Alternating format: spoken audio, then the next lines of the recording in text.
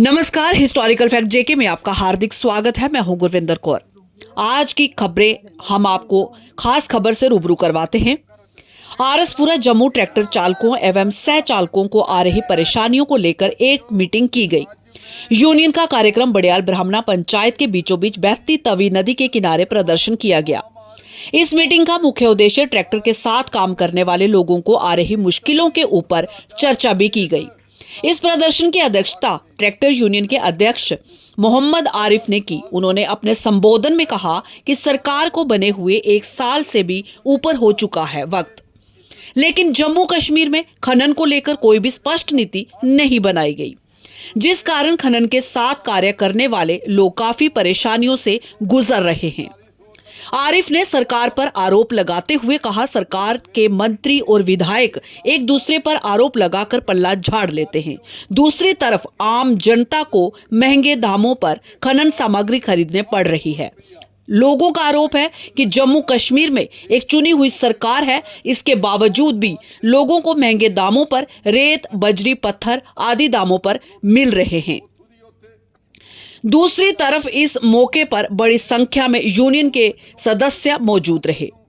Suresh refugee, Rampal भगत, आशीष शर्मा, शब्बीर मोहम्मद, रवेल सिंह, करण चौधरी आदि सभी यहां पर मौजूद रहे। पूरी खबर आपको हम बताते हैं। ये था खनन के ऊपर खास प्रदर्शन, और जिन लोगों ने किया उन्होंने क्या कहा, उन्हीं की जुबानी आप सुनिए जरा। सरकार ने मजबूर कर दिया जहां पे आने के लिए। आगे जो ट्रैक्टर जी वो प्रदर्शन था वो प्रेस क्लब में जहां एसडीएम के दफ्तरों के बाहर होते थे, लेकिन हम उनके पास जाके थक चुके हैं। आज हमें मजबूरन जहां तवी नदी के बीच आना पड़ा।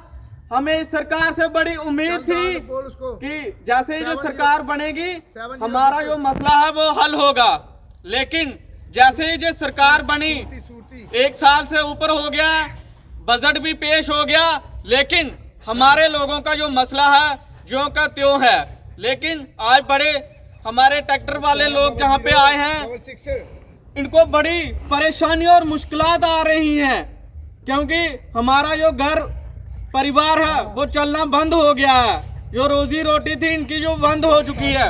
आपने देखा होगा, हम सरकार के अधिकारियों के पास जाते हैं, नेताओं के पास जाते हैं, मंत्रियों के पास जाते हैं, ये इनके पास माइनिंग का नाम लेते हैं, इनको सांप सूंघ जाता है।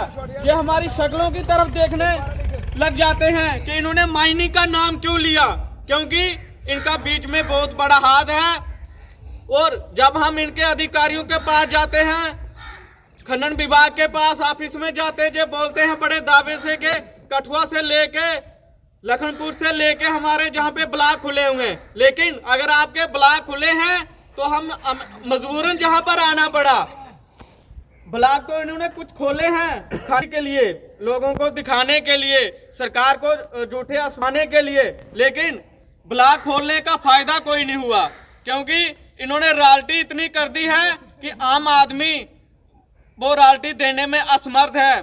पिछले दिनों हमने सुना था कि कुछ ब्लॉक खुले हैं जम्मू तवी के अंदर, लेकिन उनकी रॉयल्टी ज्यादा होने के कारण हमारे लोग इतनी रॉयल्टी देने में असमर्थ हैं। हम सरकार से और उमर अब्दुल्ला सरकार से गुजारिश करते हैं कि आप इसकी ओर ध्यान दीजिए। ऐसा ना हो कि हमारे ट्रैक्टर भाइयों को एक दिन आपके ऑफिस में सेक्रेटरीट के बाहर ट्रैक्टर लेके आना पड़े। ये हमारी अंतिम चेतावनी है इस तवी नदी से। जो हमारे देश के प्रधानमंत्री बोलते हैं कि हम पाकिस्तान का पानी बंद कर देंगे। प्रधानमंत्री जी, हमारा जहाँ पे जो रेत है ये तो सारा बरसात में बह के चला गया, हमें उठाने नहीं दिया। आप हमसे ही वोट लेते हो, हम ही वोट देते हैं आपको सरकार तक बनाया, आपको प्रधानमंत्री तक बनाया, लेकिन आज हमारे ही लोग जहाँ पे दुखी हैं, क्योंकि आप ही बोलते हैं कि हम पाकिस्तान का पानी बंद कर देंगे। पानी तो आपने बंद कर दिया, लेकिन जो हमारा रेत, बजरी, पत्थर जो है नदी नालों का, खड्डों का, ये सारा बह के भी चला गया। आप इस तरफ देख सकते हैं कितने कितने बड़े डंप लगे हुए हैं रेत के। इधर ये हमारा कैमरामैन हमें दिखा रहे हैं, ये तवी नदी से बाहर लगे हुए हैं डंप। तो आगे आप देख सकते हो कि जो रेत है वो कितना चला गया होगा। दूसरी तो हमारी यही गुजारिश रहेगी प्रधानमंत्री जी से भी कि हमारा जो मसला है ये जल्द से जल्द हल किया जाए। शुक्रिया। प्रशासन को चाहिए इस खबर की तहकीकात की जाए और आरसपुरा के लोगों को इंसाफ, ट्रैक्टर यूनियन को इंसाफ जरूर मिलना चाहिए। इसी के साथ हम आपसे लेते इजाजत, लेकिन शेयर लाइक जरूर करें। नमस्कार।